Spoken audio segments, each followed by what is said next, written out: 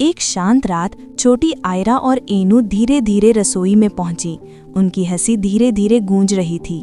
उन्होंने चॉकलेट उठाई और अपने छोटे हाथों में छुपाकर कमरे की ओर भागी। आरामदायक कंबलों के नीचे बहनें खुशी से चॉकलेट खाती रहीं, आंखें नींद से भारी होती जा रही थीं। तभी चमकता शुगर डस्ट चारों ओर घूमने लगा और उन्हें सपनों की दुनिया ले गया। आंखें खुली तो वे एक जादुई दुनिया में थीं और उनकी पीठ पर चमकते पंख थे। आयरा और ऐनू ने घूमकर देखा, वे कॉटन कैंडी ड्रेस और गमड्रॉप क्राउन पहने हुई थीं। सामने था एक बड़ा कैंडी किंगडम, चॉकलेट की नदियां और लॉलीपॉप के पेड़। दोनों साथ में मुलायम मुलायम मार्शमेलो के बादलों पर उछलने लगीं। फिर एक बड़ा रेनबो कैंडी केन पुल से फिसलते हुए खुशी से चिल्लाईं और खूब मजे किए। कुकी के आकार की नावों पर बैठकर वे चॉकलेट नदी में बहने लगीं। आयरा ने हाथ बढ़ाकर चमकती कैंडी मछली पकड़ी और खिलखिलाकर हंस पड़ी। धीरे धीरे चलते हुए एनू के हाथ एक बड़ा कैंडी का पत्ता आ गया। अचानक जमीन हल्की हल्की कांपने लगी।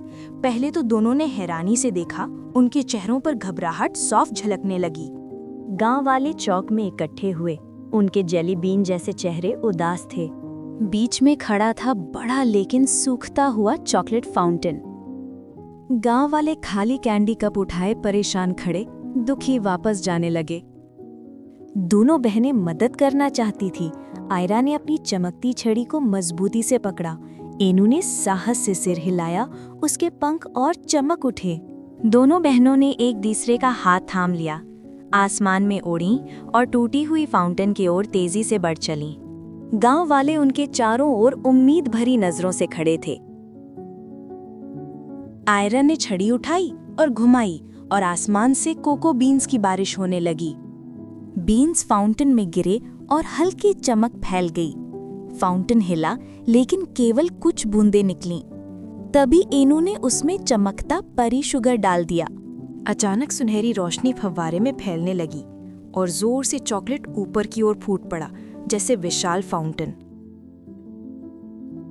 कैंडी गांव वाले रिस्टोर्ड फाउंटेन के चारों ओर खुशी से नाचने लगे। आयरा और एनू खुशी से चिल्लाईं।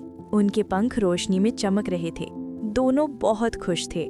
धीरे धीरे जादुई दुनिया फीकी होने लगी। चारों ओर हल्की चमक और मुस्कुराती बहनें। सुबह हुई, दोनों हंसे और एक दूसरे को गले से लगा लिया।